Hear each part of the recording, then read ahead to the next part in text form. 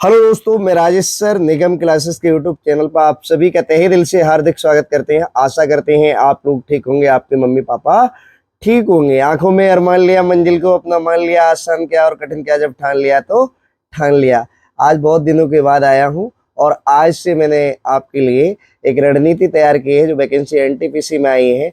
जो पोल्ट्री जिनका SST subject है और सुपर टेट देंगे और एसएससी लेवल पे जिनके में एसएसटी से या पोलिटी से क्वेश्चन आएंगे तो उनके लिए हम कंप्लीट कराएंगे। सबसे पहले आज हम पढ़ाएंगे आपको हिस्टोरिकल बैकग्राउंड, जो ऐतिहासिक पृष्ठभूमि के नाम से जानी जाती है, उसके बारे में। तो आप सबको जैसे कि अवगत होगा कि सबसे पहले आपने 1498 ईस्वी में वास्को ड गामा का नाम सुना था, क्रिस्टोफर कोलंबस का नाम सुना था। तो उस समय हमारे भारत के समुद्री मार्ग की खोज की थी किसने? वास्को ड गामा ने। और अमेरिका की खोज करने वाला व्यक्ति था क्रिस्टोफर कोलंबस। क्रिस्टोफर कोलंबस ने अमेरिका की खोज की उसी समय में। तो ये नहीं कि भारत की खोज की, भारत की जो और अमेरिका के समुद्री मार्ग की खोज की। जैसे यूरोपियन व्यापार चलता रहे उस समय, और ये लोग आए क्यों थे? मसालों के लिए आए थे। चलिए ये सारी बातों को देखते हुए अब आपको बात करते हैं कि भारत में ब्रिटिश शासन की शुरुआत कब हुई, ब्रिटिश शासन कैसे कैसे इन्होंने अपनी जड़ें जमाई भारत में, और आगे चल के ये एक प्रकार से पूर्ण रूप से हमारे यहाँ स्थापित हो गए। तो इसके बारे में हम आपको बताएंगे। पीडीएफ में भी आपको मिलेगा और मेरी वॉइस रिकॉर्डिंग भी मिलेगी। जो बच्चे पढ़ने में या सुनना चाहते हैं केवल रजाई में बैठ के या कंबल में बैठ के या वैसे, तो आप सुन सकते हैं। सबसे पहले बात आती है कि भारत में ब्रिटिश की शुरुआत 1608 ईस्वी में ईस्ट इंडिया कंपनी के रूप में व्यापार करने के लिए भारत में आई थी।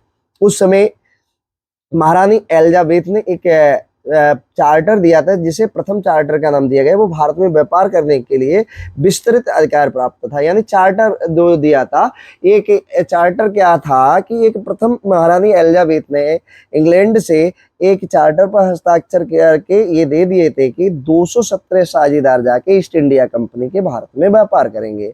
जैसे कि अपनी अब रिलायंस कंपनी है, दूसरे देश में जाए तो अपने यहाँ से परमिशन लेके जाएगी। इसी प्रकार से इनका हुआ था। इसके बाद में 1600 ईस्वी की ये बात है। अब आगे बढ़ते बढ़ते क्या हुआ कि 1765, आपने देखिए इस बीच में बहुत कुछ हुआ, वो हमें इतिहास नहीं पढ़ाना है। 1765 यानी 1765 में बंगाल, बिहार और उड़ीसा की दीवानी इन्होंने प्राप्त कर ली। किन्ने? ईस्ट इंडिया वालों ने। ईस्ट इंडिया कंपनी ने जो की थी 1765 में, किसकी? उड़ीसा और बिहार और बंगाल की दीवानी, यानी दीवानी का मतलब राजस्व का अधिकार प्राप्त कर लिया। और इसके तहत भारत में उनकी क्षेत्रीय शक्तियों के बनने की प्रक्रिया प्रारंभ हुई। और 1858 में जो एक सिपाही विद्रोह हुआ था, जिसे आपने नाम दिया गया था सैनिक विद्रोह के नाम से, उसके परिणाम स्वरूप ब्रिटिश ताज भारत के शासन का उत्तरदायित्व प्रत्यक्ष अपने हाथों में ले लिया था। उस समय जो था ईस्ट इंडिया की ताकत को खत्म करके ब्रिटिश की महारानी ने अपने हाथों में शासन सत्ता ले ली थी। यानी उसे हम कहते हैं ब्रिटिश का ताज या क्राउन बोलते हैं। क्या बोलते हैं? क्राउन। भारत की जो भी व्यवस्था थी, कब? जब सिपाही विद्रोह हुआ 1858। सर इतने आगे पीछे की बात क्यों बता रहे हो बीच बीच में? तो सबसे पहले आपने लाइक नहीं किया तो लाइक करिए, शेयर नहीं किया तो शेयर कीजिए। मैं आपको विश्वास दिलाता हूं, आपको एक सिंगल क्वेश्चन आपके कंपटीशन में बाहर नहीं जाने दूंगा यदि आप अच्छे रूप से पढ़ते रहेंगे मेरे द्वारा। मैं आज मेरी वीडियो आप देखिए पूरी, उसके बाद पसंद आए तो ज्यादा से ज्यादा लोगों को शेयर कीजिए। अब मैं बताते हैं कि हुआ क्या। अपने हाथों में ले लिया और ये 15 अगस्त 1947 भारत स्वतंत्र हो गया। स्वतंत्रता प्राप्ति अनवरत रूप से जारी रही। स्वतंत्रता मिलने के साथ ही भारत के लिए एक संविधान की आवश्यकता महसूस हुई। तो इसके अमल में लाने के लिए 1946 में संविधान सभा का गठन किया गया। क्योंकि संविधान जब 1946 में क्या हुआ था, संविधान सभा का गठन, जो 26 जनवरी 1950 को संविधान अस्तित्व में आया। यद्यपि राज्य व्यवस्था अनेक विशेषताओं में ब्रिटिश शासन को ग्रहण की गई थी, यद्यपि तथापि ब्रिटिश शासन में कुछ घटनाएं ऐसी घटी जिनके कारण ब्रिटिश शासित भारत में सरकार प्रशासन के विधिक रूपरेखा निर्मित की गई। और इन घटनाओं ने हमारे संविधान और राजतंत्र पर गहरा प्रभाव छोड़ा। इनके विस्तृत व्याख्या शीर्षकों के अंतर्गत हम बताएंगे। जो उस समय दो प्रकार का हुआ था। एक कंपनी का शासन था। अब आप कहेंगे सर कंपनी के शासन कब से कब तक रहा? कंपनी का शासन 1773 यानी 1773 से लेकर 1858 तक कंपनी का शासन रहा। और क्राउन का शासन यानी सम्राट का शासन अब ये सम्राट कौन थी? इंग्लैंड की महारानी, इंग्लैंड के महाराजा, जो कि 1858 से लेकर 1947 तक सम्राट का शासन रहा था भारत पर। ठीक है, अब इससे पहले बात करते हैं कंपनी का शासन, यानी रेगुलेटिंग एक्ट 1773 का रेगुलेटिंग एक्ट के नाम से आपने पढ़ा होगा। इसमें थी क्या? 1773 के रेगुलेटिंग एक्ट में ये कहा गया था, इस अधिनियम का अत्यधिक संवैधानिक महत्व था और ये कहा गया था कि भारत में ईस्ट इंडिया कंपनी के कार्यों को नियमित और नियंत्रित करने की दिशा ब्रिटिश सरकार द्वारा उठाया गया यह पहला कदम था। किसकी? भारत में ईस्ट इंडिया कंपनी ने, किसके? रेगुलेटिंग एक्ट के माध्यम से 1773 में भारत में पहला ये कदम उठाया गया था। किसका? ब्रिटिश सरकार के द्वारा ये पहला कदम था जिसमें रेगुलेटिंग एक्ट की बात की, यानी रेगुलेट हम करेंगे, हम अपने द्वारा रेगुलेट करेंगे। और इसमें क्या कहा गया? इसके द्वारा पहली बार कंपनी प्रशासनिक और राजनीतिक कार्यों को मान्यता मिली और इसके द्वारा भारत में केंद्रीय प्रशासन की नींव डाली गई। इस अधिनियम को प्रमुख विशेषताएं इस प्रकार थी। इस अधिनियम में बंगाल के गवर्नर को बंगाल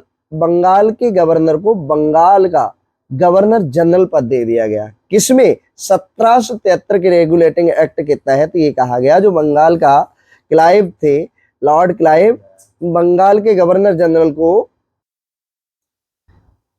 इस अधिनियम में बंगाल के गवर्नर को भारत का गवर्नर जनरल का पद नाम दे दिया गया और इसकी सहायता के लिए 4 सदस्यीय कार्यकारिणी परिषद का गठन किया गया।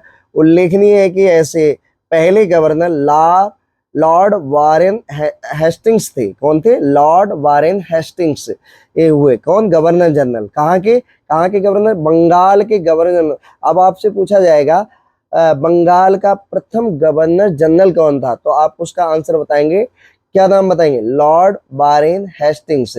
और इसके द्वारा किसके माध्यम से कहा गया? 1773 के रेगुलेटिंग एक्ट के माध्यम से कहा गया। इसके द्वारा मद्रास एवं बंबई के गवर्नर बंगाल के गवर्नर जनरल को अधीन कर दिए गए। कहाँ के? ये मद्रास के और बंबई के जो गवर्नर थे वो बंगाल के गवर्नर जनरल के अधीन कर दिए गए, जबकि पहले प्रेसिडेंसी के गवर्नर एक दूसरे से अलग हुआ करते थे। इस अधिनियम के अंतर्गत कलकत्ता में 1774 में एक उच्चतम न्यायालय की स्थापना की गई, जिसमें एक मुख्य न्यायाधीश और 3 अन्य न्यायाधीश थे, जिसके सबसे पहले मुख्य न्यायाधीश बनाए गए थे लॉर्ड एल्जा इम्पे के नाम दिया गया था। ठीक है। अन्य 3 न्यायाधीश थे। इसके तहत कंपनी के कर्मचारियों को निजी व्यापार और भारतीय लोगों के उपहार व रिश्वत लेना प्रतिबंधित कर दिया गया था। इस अधिनियम के द्वारा ब्रिटिश सरकार का कोर्ट ऑफ डायरेक्टर्स, यानी कंपनी की गवर्निंग बॉडी के माध्यम को कंपनी नियंत्रण सशक्त और इसके भारत में इसके राजस्व और नागरिक सैन्य मामलों में जानकारी ब्रिटिश सरकार को देना आवश्यक कर दिया था। अब इसके बाद में आया था 1781 का संशोधन अधिनियम। इसको हम थोड़ी अगली स्लाइड में पढ़ाएंगे। अगर आपको मजा आया हो तो लाइक शेयर सब्सक्राइब करें। Thank you.